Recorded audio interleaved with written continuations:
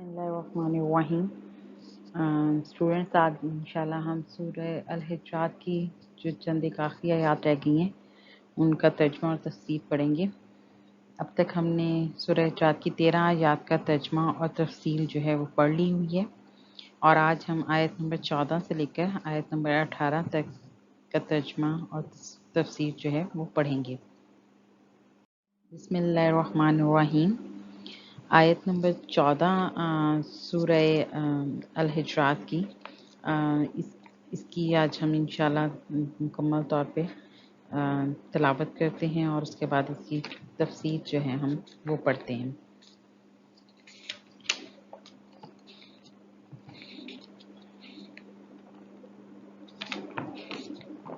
बिस्मिल्लाहिर्रहमानिर्रहीम। कालतिल अराबु आमना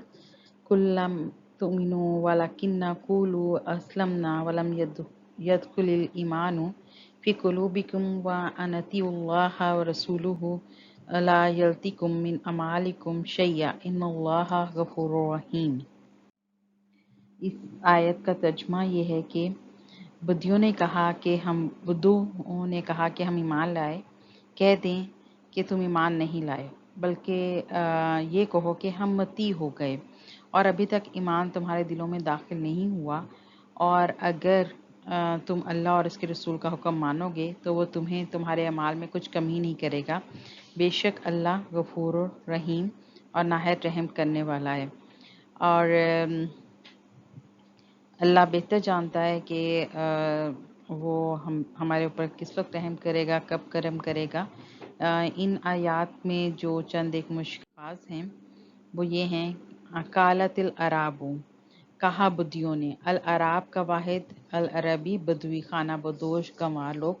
अरब के वो लोग जो कि खाना बदोशी की ज़िंदगी गुजारते थे और अपने अपने चरवाहों और अपने अपने मवेशियों के साथ मुख्तलिफ जगहों पर आबाद होते रहते थे। ये उनके बारे में है। लम तुम मीनो, तुम ईमान नहीं लाए। कुलू, तुम कहो। असलमना, हमने अतात की, कबूल किया, हम इस्लाम लाए। लम युदखिल, अभी तक दाखिल नहीं हुआ। फ़ी कुलूबिकुम, तुम्हारे दिलों में। इन तो तुम अगर तुम अतात करोगे। ला यल्तिकुम, वो कमी ना करेगा। गईबा, पोशीदा, हर वो चीज़ जो इंसानी हवास की गिरफ्त में ना आए।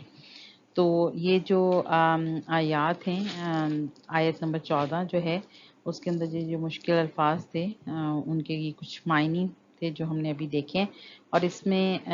इन अगर तुम अतात करोगे, यहाँ पे अतात का मतलब मुती हो जाना, हदायत पर अमल करना और मुकम्मल तौर पर इस्लाम के अंदर दाखिल हो जाना है। और बदियों ने जब इस्लाम कबूल किया तो ये उसके ऊपर आयत जो है वो नाजिल हुई। जी, तो बद्रियों को जो नए नए लोग ईमान लाए हैं और मुंह से उन्होंने कलमा तो पढ़ लिया है, लेकिन अभी उनके दिल में इस्लाम रासिख नहीं हुआ, तो उसके लिए ये आयत नंबर 14 का जो नज़ूल हुआ है, जो कि बनु असद के बारे में, जो मदीना के गिरदो नवाह में रहने वाला एक बद्वी कबीला था, उनके बारे में है कि और कुछ लोग आए कि हज़रत सल्लल्लाहु अलैहि वसल्लम के पास आए। बहुत कहत साली थी, लोगों के पास खाने पीने के लिए कुछ भी नहीं था। तो वो गिरते पड़ते हज़रत सल्लल्लाहु अलैहि वसल्लम के पास आए और इस्लाम के दावे करने लगे और कहा कि हमने तो पहले भी दूसरे कबीलों की तरह आपसे कभी नहीं लड़ाई की और अब तो हम मुसलमान हो चुके हैं और इस्लाम की खातिर घर बार वीरान किया है। सदका और खैरात में हमारा भी तो हिस्सा होना चाहिए, बल्कि हमें ज़्यादा मिलना चाहिए। बल्कि हमने तो इस्लाम लाने से पहले भी कभी मुसलमानों के ख़िलाफ़ कोई लड़ाई नहीं लड़ी। तो इस सिलसिले में ये जब वो उन्होंने आके दावा किया और जो उन्होंने कुछ कहा, तो इस के बाद ये आयत नाजिल हुई, सूरह हुजरात की आयत नंबर 14, और कहा कि तुम मुंह से इकरार करते हो इस हकीकत से वाज़ेह तौर पे जानते हुए, तो मुंह से अगर तुमने कलमा पढ़ लिया तो ये ज़ुबानी इकरार काफ़ी नहीं है एक मुसलमान होने के लिए, एक ईमान वाला होने के लिए। और उसके कुछ तकाज़े हैं जो तुम लोगों को पूरे करने पड़ेंगे। तो उसके लिए ज़रूरी है कि अगर तुम लोगों ने मुंह से कलमा पढ़ ली है तो तुम यकीन भी करो, दिल में पुख्ता यकीन हो इस जज्बे का, जिसके बाद इंसान के दिल में अल्लाह और उसके रसूल की मोहब्बत और ताअत का जज्बा आ जाता है और इंसान अपनी जानो माल सब कुछ इस्लाम की राह में निछावर करने के लिए तैयार हो जाता है और वो इस्लाम से कुछ हासिल करने की बजाय सब कुछ उसकी खातिर कुर्बान करने में ही लुत्फ़ महसूस करता है और हमा वक्त तैयार रहता है कि इसकी हर हरकत और हर अमल ईमान और यकीन का मज़हर होता है। जिनका इश्क सच्चा हो कब फरियाद करते हैं, लबों पर महरे खामोशी दिलों में याद करते हैं। बाज़ उलमा का ख्याल है कि ये लोग मुनाफिक थे, जैसा कि इमाम बुखारी रहमतुल्लाह की राय है। लेकिन इब्ने अब्बास फतवा रहमतुल्लाह और इब्ने जुरैर रहमतुल्लाह अलैहि सलाम फरमाते हैं कि ये लोग मुनाफिक तो नहीं थे, लेकिन कमज़ोर ईमान के मालिक थे। यानी उनका कुछ लोगों का ये कहना है कि वो ईमान में इतने पुख्ता नहीं थे, तो इस वजह से वो कमज़ोर ईमान के लगे। और लेकिन उसके लिए ज़रूरी है कि वो इसके साथ साथ मज़ीद जो है अब ईमान की पुख्तगी दिखाएं, ईमान की तरफ गामज़न। और असल में इस्लाम एक्चुअली कुरान जो है और जो अल्लाह पाक के अहकामात हैं वो मुख्तसर नहीं है, बल्कि बड़े जामे और इख्तियारात हैं। तो इसके बारे में जैसे कि जैसे कि इस्लाम और ईमान की हकीकत ये है कि हम इस्लाम में तो दाखिल हो गए, हमने इकरार कर लिया, मुंह से कलमा पढ़ लिया, लेकिन इसके साथ साथ हमने जो ईमान के दीगर तकाज़े हैं वो भी पूरे करने हैं। और इस आयत में, आयत नंबर 14 में सूरह अल-हज्जाज की इसी चीज़ को वाज़िह करने के बारे में आयत नाजिल होती है कि इस्लाम ज़ाहिरी इक़वाल, अफ़आल और हरकत का नाम है, लेकिन एक शख्स ने मुँह से कलमा पढ़ा, तौहीद और रिसालत का इकरार किया और इस्लामी अमल यानी नमाज, रोज़ा वगैरह भी अदा करता है, तो इसे मुसलमान गर्दाना जाएगा। यानी ज़ाहिर तौर पर बिल्कुल मुसलमानों के लिए अमल करता है, तो उसे खारिज इस्लाम करने का किसी को हक नहीं हो सकता, ख्वाह इसका दिल ईमान के नूर से खाली हो। लेकिन ईमान का ताल्लुक दिल से भी है, यानी जिस चीज़ का इकरार इसकी ज़ुबान करती है, दिल इस पर कामिल यकीन रखता है। दिल ईमान का और ईमान की कैफियत ये कि बढ़ता भी और घटता भी है। इंसान जब किसी नेक आदमियों की मजलिस में हो तो ईमानी कैफियत बढ़ जाती है, और जब इंसान पे शैतान का गलबा हो जाता है तो ईमान हमारा कमज़ोर हो जाता है। ये बिल्कुल हम जैसे ईमान वाले लोग हैं, हमारे भी ईमान की यही हालत है। एक तरफ हम ये दावा कर रहे होते हैं कि हम बड़े अच्छे मुसलमान हैं और ईमान वाले हैं, और दूसरी तरफ हमारी जो ईमान की ताकत होती है वो कमज़ोर पड़ रही होती है। तो इस्लाम में ज़ुबानी इकरार और ज़ाहिरी अफ़ाल की इस वक्त तक कोई हैसियत नहीं, जब तक दिल से इसकी तस्दीक ना करे और अल्लाह के लिए ना हो, वरना तो वो रिया और नफाक है। और इसी तरह से वो अमल इस वक्त तक कबूलियत के दर्जे तक नहीं पहुंचता जब तक ज़ाहिरी तौर पे तौहीद और रिसालत का इकरार ना कर लिया जाए, वरना तो गैर मुस्लिमों के भी तमाम अच्छे काम इनके लिए आखिरत में कामयाबी का सबब होते। तो हमारे यहाँ इसी चीज़ पर फोकस करने की कोशिश की गई है कि हम सिर्फ ज़ाहिरी इकरार पे और ज़ाहिरी अफ़आल पे फोकस ना करें, बल्कि हम दिल से इस चीज़ की तस्दीक करें कि असल ईमान क्या है, उस पर पूरे पूरे दाखिल हो जाएं। जैसे सम टाइम हम नमाज पढ़ते हैं और नमाज में हमारा पूरा ध्यान नहीं होता, तो इट सीम्स दैट कि जैसे हम मुनाफ़िक़त कर रहे हैं। और इसी तरह से हम एक तरफ तो बड़े दावे कर रहे होते हैं कि हम बड़े अच्छे मुसलमान हैं, और दूसरी तरफ हम पे कोई मुसीबत आती है तो हम शिकवा करने लगते हैं कि ये मुसीबत हम पे क्यों आई। हालांकि किसी भी मुसीबत का और किसी भी अच्छे वक्त का, खुशकिस्मती का सब ताल्लुक़ अल्लाह के साथ है। अल्लाह ने हमें जो आजमाइश देनी है वो आजमाइश आनी ही आनी है, और जो आजमाइश नहीं देनी उससे भी बचाने वाला वही है। लेकिन ईमान का तकाजा ये है कि हम सिर्फ ज़ुबान से इकरार ना करें, बल्कि दिल से भी इस पर यकीन करें, और इस कैफियत को ईमान वाले वही होते हैं जो इस कैफियत में मुकम्मल तौर पे इख्तियार पा लेते हैं। आयत नंबर 15 जो है, अब हम उसका मुताला करेंगे। इसमें बिस्मिल्लाहिर्रहमानिर्रहीम, इन्नमल मुमिनूना लज़ीना आमनु बिल्लाहि व रसूलिही सुम्मा लम यर्तबू व जाहिदू बि अमवालिहिम व अनफुसिहिम फी सबीलिल्लाहि उलाइका हुमुस सादिकून। अब सूरह हुजरात की आयत नंबर 15 का तर्जुमा है, मोमिन तो वही हैं जो अल्लाह और उसके रसूल पर ईमान लाए, फिर उन्होंने शक नहीं किया और उन्होंने अपने मालों और अपनी जानों के साथ अल्लाह की राह में जहाद किया, यही लोग सच्चे हैं। इस आयत में जो मुश्किल अल्फाज थे वो हैं इन्नमा सिर्फ बस, सुम्मा फिर, लम यर्तबू उन्होंने शक नहीं किया, बि अमवालिहिम अपनी मालों के साथ, व अनफुसिहिम और अपनी जानों के साथ। अम्वालिहिम अपने माल हैं और अनफुसिहिम अपनी जानों के साथ। तो ये आयत, क्योंकि आयत नंबर 14 के बाद आयत नंबर 15 है, तो वो जो पहली आयत थी 14वीं आयत थी, उस पे अल्लाह पाक जो हैं वो ईमान की हवाले से बात करते हुए इरशाद फरमा रहे हैं कि सिर्फ خالی منہ سے کہہ دینا ایمان نہیں ہے، بلکہ اللہ کی اطاعت کرو اور مطیع سمجھو،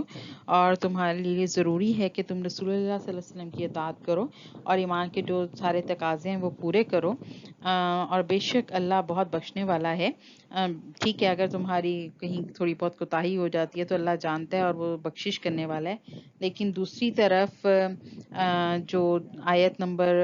15 ہے اس میں اللہ پاک ارشاد فرما رہے ہیں کہ پکا اور سچا مومن وہ ہے جو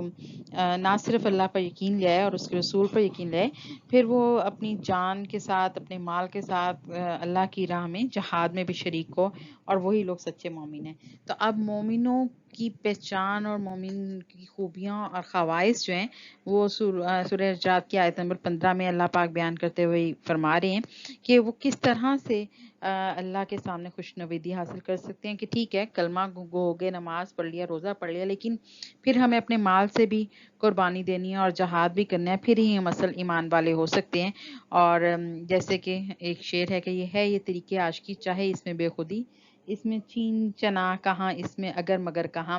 یعنی کہ اگر ہم نے اللہ سے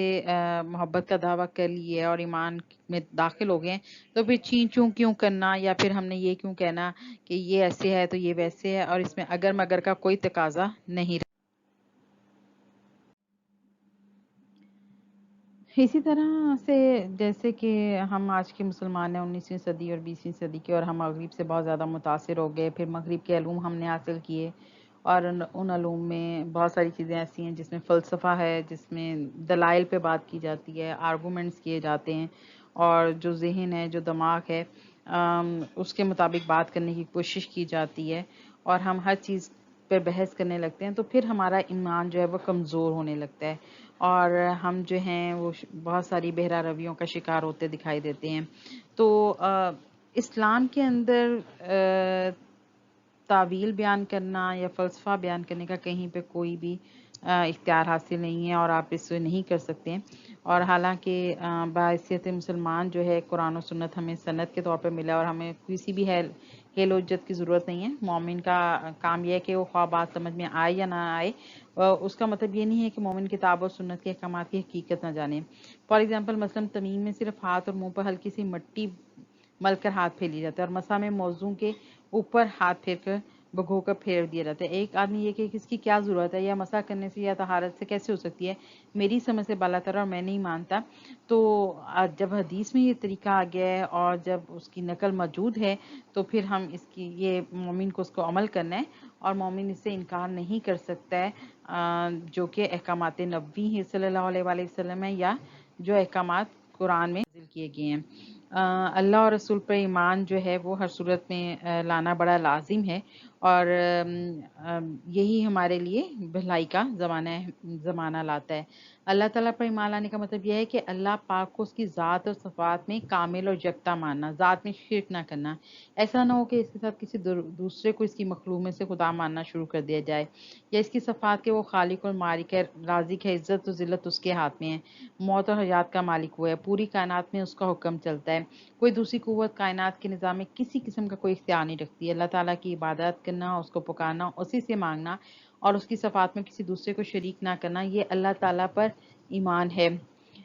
تو یہ بڑا لازم اور مظلوم ہے کہ ہم اللہ پہ ایمان لا رہے ہیں تو اس کو پوری طرح سے مانیں، اور اس پر پوری طرح سے یقین کریں، اور اس میں کسی اور کو شریک مت ٹھہرائیں۔ تو اور اگر ہم کسی کو شریک ٹھہراتے ہیں تو obviously پھر ہمارے لیے تباہی ہے، اور ہم گناہ گار ہوتے ہیں، اور اس کے لیے ہمیں استغفار کرنے کی ضرورت ہے۔ لیکن ہم جو دور حاضر کے مسلمان ہیں، انہوں نے بہت ساری تعویلیں بنا لی ہوئی ہیں۔ میں ہمیشہ سے کہتی ہوں کہ کہیں پہ ہمارے لیے مرغی اور حلوہ جائز ہے، جہاں پر ہمارا دل چاہے، اور جہاں چاہیں ہم اس کو حرام قرار دے دیتے ہیں۔ اپنے لیے سب جائز، دوسروں کے لیے، اور اپنی پسند کا دین پسند کر کے چلتے ہوئے نظر آ رہے ہیں، جبکہ دین کے اندر اس قسم کی کوئی گنجائش نظر نہیں آتی ہے۔ اور اللہ تعالیٰ کی اطاعت اور رسول صلی اللہ علیہ وسلم کی اطاعت ہی کامیابی کا راستہ قرار دیا جاتا ہے۔ اور اطاعت کے لیے صرف یہی نہیں ہے کہ ہم نے نماز پڑھی، حج کیا، زکوٰۃ دی، بلکہ مال و جان سے بھی ہم نے مال و جان سے بھی ہم نے جہاد کرنا ہے۔ یعنی اگر ہمیں اپنی جان بھی دینی پڑے تو اسے ہمیں کسی قسم کا دریغ نہیں کرنا چاہیے، اور اسی طرح سے جیسے کہ جنگ تبوک کا وقت آیا تو تمام صحابہ کرام نے بڑھ چڑھ کر حصہ لیا۔ حضرت عمر فاروق اعظم رضی اللہ تعالیٰ عنہ گھر کا آدھا حصہ لیا ہے، تو صدیق اکبر رضی اللہ تعالیٰ عنہ نے پورا سامان رسول صلی اللہ علیہ وسلم کے قدموں میں ڈھیر کر دیا۔ حضرت ابو عقیل رضی اللہ تعالیٰ عنہ ساری رات ایک یہودی کے باغ کو پانی دیتے رہے اور 4 ٹوپے کھجوریں مزدوری میں ملی، آدھی رسول صلی اللہ علیہ وسلم کو لا کر بیت مال میں دے دی اور آدھی بچوں کے لیے لے گئے۔ تو یہ ہے جہاد، یہ ہے وہ جذبہ جو کہ ایمان والوں کا جذبہ ہے، جس پہ شامل ہونے کی بڑی ضرورت ہے۔ اور جہاں تک اللہ کی راہ میں جان دینے کا تعلق ہے تو صحابہ کرام ہمیشہ جذبہ شہادت کے شوق میں تڑپتے تھے۔ نوجوان صحابہ کو حضور صلی اللہ علیہ وسلم جب کم عمری کی وجہ سے جہاد پر لے کر نہ جاتے تو وہ روتے رہتے، اور حضرت عبداللہ بن عمر رضی اللہ تعالیٰ عنہ فرماتے ہیں کہ حضور علیہ السلام نے مجھے جنگ بدر میں شامل ہونے سے روک دیا تو میں ساری رات روتا رہا، اور میری زندگی کی سب سے بوجھل رات تھی۔ جنگ تبوک میں سامان جہاد کی کمی کے باعث بعض صحابہ نہ جا سکے تو وہ اسی طرح سے روتے جیسے زندگی کا سب سے قیمتی اثاثہ ضائع ہو گیا ہے۔ مائیں اپنے بیٹوں کو جہاد میں بھیجتی ہیں اور شہادت کی دعائیں دیتی ہیں۔ ذرا سوچئے، اس پیراگراف پہ ذرا نظر ڈالیے کہ ہم کیا ایسی مائیں ہیں آج کل کی کہ ہم اس طرح سے جہاد کے لیے اپنے بچوں کو بھیجیں، ان کی شہادت کی دعا مانگے۔ اگر ہم آج کل فوج میں بھیجتے بھی ہیں اپنے بچوں کو تو اس جذبے سے نہیں بھیج رہے کہ وہ واقعی شہید ہو کے آئیں گے، بلکہ بڑا نام ہوگا، بڑا مشہور ہو جائیں گے کہ ہمارا بچہ فوج میں ہے۔ اینی ہاؤ، ابھی بھی بہت سارے لوگ ہیں جو بہت ساری ایسی مائیں ہیں جو اپنے بیٹوں کو وطن کے اوپر اور اسلام کے اوپر قربان کرنے کو تیار ہیں، اور دنیا میں بہت سارے مجاہدین آج بھی اسلام کی بقا کے لیے اور اپنے علاقے کی بقا کے لیے مکمل طور پہ کوششیں کرتے ہوئے نظر آ رہے ہیں، اپنی جانیں دیتے ہوئے نظر آ رہے ہیں۔ لیکن افسوس ہے کہ وہ جذبہ جو ہمارے اندر جہاد کے حوالے سے ہونا چاہیے، چاہے وہ جہاد بالنفس ہو، چاہے وہ جہاد بالمال ہو، یا وہ جہاد ہماری جان کا جہاد ہو، تو ہمیں اس کی کوشش کرتے رہنا چاہیے۔ سرداران انسان نے عرض کی کہ یا رسول اللہ کریم صلی اللہ علیہ وسلم، ہم قوم موسیٰ علیہ السلام جیسے نہیں ہیں کہ کہہ دیں کہ تم اور تمہارا رب جا کے لڑو، ہم تو یہاں بیٹھے ہیں۔ اللہ کی قسم، آپ کے ایک اشارے میں ہم سمندر میں چھلانگیں لگا دیں گے اور پہاڑوں کی چوٹیوں سے کود پڑیں گے اور آگ میں اپنے آپ کو ڈال دیں گے۔ اور صحابہ کرام کی پوری زندگی اس بات کی مکمل طور پر شہادت دیتی ہے کہ جب بھی حضور صلی اللہ علیہ وسلم نے کہا، وہ دل و جان سے صحابہ کرام حاضر ہوئے اور جہاد پہ گئے اور جہاد کے لیے اپنی جان جہاد میں قربان کر دیں۔ اب آیت نمبر 16 اور 17 ہے، کل اتعاملون اللہ بدینکم واللہ یعلم ما فی السماوات و ما فی الارض واللہ بکل شیء علیم، یمنون علیک ان اسلموا قل لا تؤمنوا علی اسلامکم باللہ یأمن علیکم ان اہداکم للایمان ان کنتم صادقین۔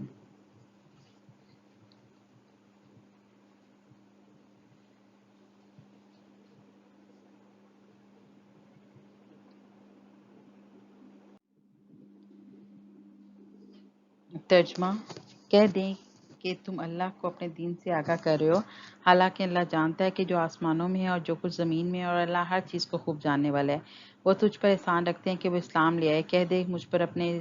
اسلام کا احسان نہ رکھو، بلکہ اللہ تم پر احسان رکھتا ہے کہ اس نے تمہیں ایمان کے لیے ہدایت دی اگر تم سچے ہو۔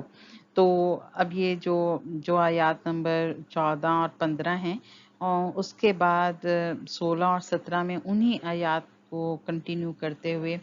اللہ تعالیٰ فرما رہے ہیں کہ کس طرح سے اللہ جانتا ہے کہ ہم کتنے دین والے ہیں، ہم کتنے ایمان والے ہیں، اور وہ بے شک زمین میں چھپے ہوئے سارے رازوں کو جانتا ہے۔ اور یہ کہ اگر ہم دین میں داخل ہو گئے ہیں اور ہم اسلام کے مطابق چل رہے ہیں تو اس کا ہم اللہ پہ کوئی احسان نہیں کر رہے ہیں، اور بلکہ اللہ نے ہم پہ احسان کیا کہ اس نے ہمیں ہدایت بخشی اور ہم سچے لوگوں میں شامل ہو جائیں۔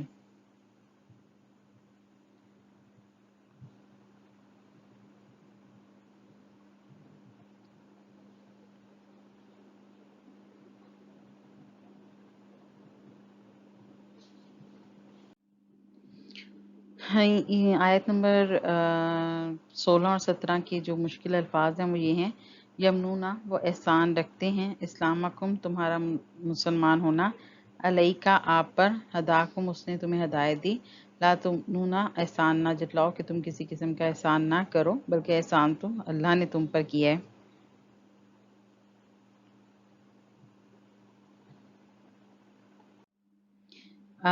ان آیات میں اللہ تعالیٰ نے جو وہ بدوی تھی اور جو بار بار یہ کہہ رہے تھے کہ ہم نے تو تمہارے لیے کبھی کسی سے نہ لڑے، جب تم ابھی ہم دین میں بھی نہیں داخل ہوتے تو اس وقت بھی نہیں لڑے اور بعد میں بھی نہیں لڑے، بلکہ جو تم نے کہا ہم نے وہ کیا۔ تو یہاں پر اللہ تعالیٰ نے اپنے نبی کریم صلی اللہ علیہ وسلم سے فرمایا کہ ان بدیوں سے کہہ دیجئے کہ تم سچے مومن ہو تو اس طرح سے اپنے ایمان کا ڈھنڈورا مت پیٹتے پھرو، اور نہ ہی اپنے ایمان اور اسلام لانے کا احسان مجھے جتلاؤ، بلکہ یہ اللہ پاک کا خاص کرم سمجھو کہ اس نے تمہیں ہدایت اور اسلام کی اشارہ پر چلا دیا، اور تمہارا بار بار یہ کہنا کہ ہم بغیر لڑے بھڑے مسلمان ہو گئے اور بیت المال میں ہمارا حق زیادہ ہے، ایسی باتیں سچے مومن کبھی بھی نہیں کرتے، بلکہ وہ تو جو کچھ ان کے پاس ہوتا ہے وہ قربان کرنے کو تیار ہوتے ہیں، اور وہ اپنی ساری قیمت جو ہے وہ ان کے پاس سب سے زیادہ قیمتی خزانہ ہدایت ہی ہوتی ہے اور ہدایت خداوندی ہوتی ہے۔ تو اس قسم کے احسان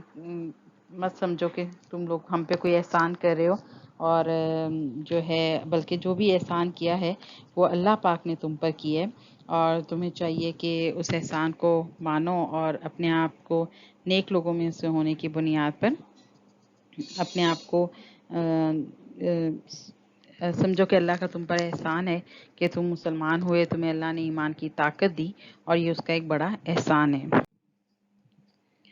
آیت نمبر 18، یہ سورہ الحجرات کی آخری آیت ہے۔ ان اللہ یعلم غیب السماوات والارض واللہ بصیر بما تعملون۔ اس کا ترجمہ ہے، بے شک اللہ آسمانوں اور زمین کی چھپی چیزوں کو جانتا ہے، اور اللہ خوب دیکھنے والا ہے جو کچھ تم کر رہے ہو۔ اور یہ آیت پوری جو سب چیزیں ہیں جو قرآن پاک میں جو ہم مسلمان کرتے ہوئے نظر آ رہے ہیں اور ایمان والے بن کر ہم جن کا بڑا وبیلا کریں، اس کا ذکر کیا گیا اور اس کو بتایا گیا اس میں۔ اور یہ جو آیات ہیں ان میں مشکل الفاظ 2-3 ہی ہیں۔ یعلم جانتا ہے، بصیر دیکھنے والا، تعملون تم کرتے ہو۔ اور اس آیت میں بھی اللہ تعالیٰ نے وہی بات کہی ہے کہ اللہ تعالیٰ ہر حکمت کو جانتا ہے، ہر پوشیدہ چیز کو جانتا ہے، حتیٰ کہ سمندروں کی تہہ میں ریگنے والے کیڑے مکوڑوں سے کے بارے میں بھی وہ جانتا ہے، وہ چونٹی کی ہر حرکت کو جانتا ہے، اور وہ دلوں میں جو ہمارے وسوسے اٹھتے ہیں، جو خیال اٹھتے ہیں، وہ بھی جانتا ہے۔ جیسے کہ سورہ کاف کے اندر ہے، ہم انسان کے جی میں اٹھنے والے ہر وسوسے کو جانتے ہیں، وہ عمل چھپ کر، ظاہر میں، اندھیرے میں، روشنی میں کرتے اللہ کی نگاہ میں، اور اللہ تمام اعمالوں کا مکمل ریکارڈ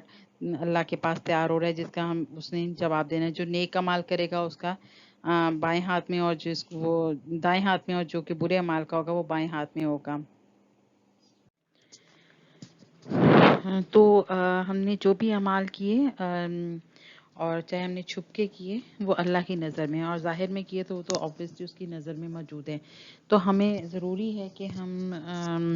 اپنی کوشش کریں کہ وہ اعمال جو ہیں وہ ہمارے اچھے ہوں، تاکہ ہم آخرت میں بھی فائدہ اٹھا سکیں اور دنیا میں بھی گناہوں سے بچ سکیں۔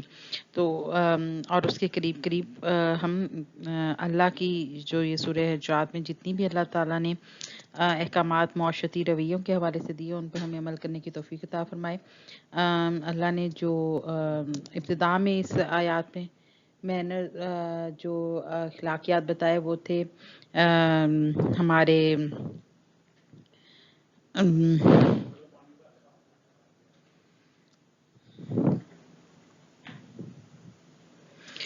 وہ حضور پاک صلی اللہ علیہ وسلم سے خطاب کرنے کے بارے میں، ان سے بات کرنے کی، اور انہوں نے جو بات حکم دے دی اس کے حوالے سے تھی۔ پھر فاسق کی خبر اور جھوٹ پہ تھی، اور نام بگاڑنے کے حوالے سے بھی اس سورہ حجرات میں